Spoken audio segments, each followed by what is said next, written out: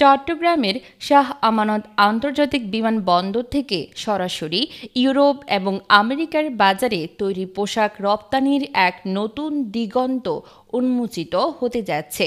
ভারতীয় ভূখণ্ড এড়িয়ে এয়ার শিপমেন্ট চালুর লক্ষ্যে প্রয়োজনীয় অবকাঠামোগত প্রস্তুতি ইতোমধ্যেই সম্পন্ন করেছে বিমানবন্দর কর্তৃপক্ষ। সরকার অনুমোদন দিলে চলতি মাস থেকেই বহু প্রতীক্ষিত এই কার্যক্রম শুরু হতে পারে। বিমানবন্দর সূত্রে জানা গেছে, বর্তমানে ২৭০ মেট্রিক টন ধারণ ক্ষমতার দুটি ওয়্যারহাউস প্রস্তুত করা হয়েছে। পাশাপাশি আধুনিক দুটি স্ক্যানার ও একটি ওজন পরিমাপক যন্ত্র চালু করা হয়েছে।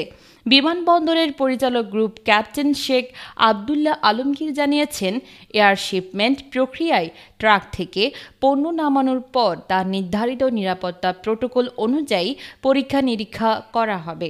এরপর কাস্টমস ক্লিয়ারেন্সের পর নির্দিষ্ট ফ্লাইটে পণ্য লোড করা হবে।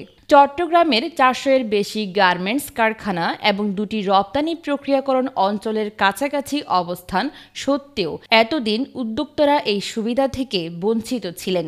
ফলে রপ্তানি পণ্যের জন্য ঢাকার বিমানবন্দরেই নির্ভর করতে হতো, যা সময়, খরচ এবং প্রক্রিয়াগত জটিলতার কারণে ব্যবসায়ীদের উপর বাড়তি চাপ সৃষ্টি করত। Bangladesh garments manufacturers and exporters অ্যাসোসিয়েশনের সাবেক পরিচালক এম মহিউদ্দিন চৌধুরী বলেন, চট্টগ্রামে এত শিল্প কারখানা থাকা সত্ত্বেও এতদিন কোনো সরাসরি এয়ার কার্গোর সুযোগ ছিল না। ঢাকা কেন্দ্রিক এই নির্ভরতা উদ্যোক্তাদের জন্য বোঝা হয়ে দাঁড়িয়েছিল। এই উদ্যোগ বাস্তবায়িত হলে তার নতুন আশার আলো হয়ে উঠবে। আন্তর্জাতিক বিজনেস ফোরামের chairman S M Abu Taiyeb মনে করেন, চট্টগ্রাম থেকে সরাসরি ইউরোপ ও আমেরিকায় পণ্য পাঠানো সম্ভব হলে রপ্তানি কার্যক্রমে গতি আসবে। সময় এবং খরচ দুটোই সাশ্রয়ী হবে। এখনই সময় দ্রুত এটি বাস্তবায়নের।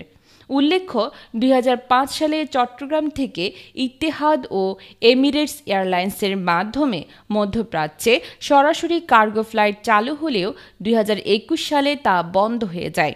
এরপর গত ৪ বছরে শুধু যাত্রীবাহী বিমানের মাধ্যমে সীমিতভাবে পণ্য পরিবহন করা হয়েছে।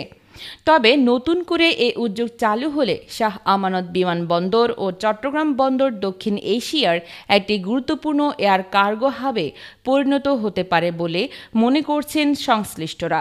ইউরোপ ও আমেরিকার বড় ক্রেতাদের সঙ্গে ডেলিভারির সময় কমিয়ে এনে বিশ্ববাজারে প্রতিযোগিতামূলক অবস্থান তৈরি করতে পারবে বাংলাদেশ।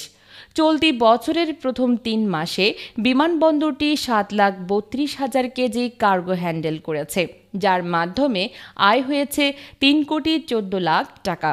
২০২৪ সালের প্রথম প্রান্তিকে এ অর্জন একটি ইতিবাচক প্রবণতার ইঙ্গিত দেয়। বিশেষজ্ঞদের ধারণা, নিয়মিত এয়ার শিপমেন্ট চালু হলে রাজস্ব ও কার্যক্রম বহুগুণে বাড়বে। সব মিলিয়ে শাহ আমানত আন্তর্জাতিক বিমানবন্দরের এই রূপান্তর দক্ষিণাঞ্চলের উদ্যোক্তাদের পাশাপাশি গোটা দেশের রপ্তানি বাণিজ্যে এক নতুন সম্ভাবনার দুয়ার খুলে দেবে।